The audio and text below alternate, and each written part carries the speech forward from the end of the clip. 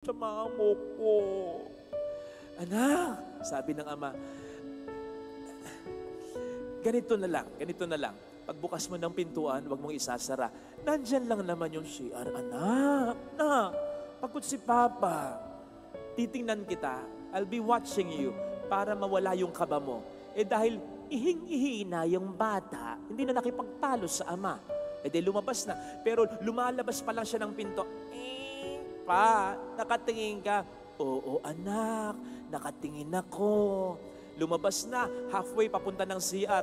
Pa, nakatingin ka pa ba? Oo, nakatingin ako. Umiihi na sa toilet, nakataligod sa ama. Pa, tingnan mo ako. Pinlash yung inidoro. Sasabihin niya sana, Pa! Pero hindi pa siya nakapagsasalita. Natatapos yung Pa! Narinig na niya ang kanyang ama. Tulog. Takbo siya. Bakit? Tinulugan ng ama. Hindi tumupad sa pangako ang ama. Ano sabi ng Panginoon sa atin?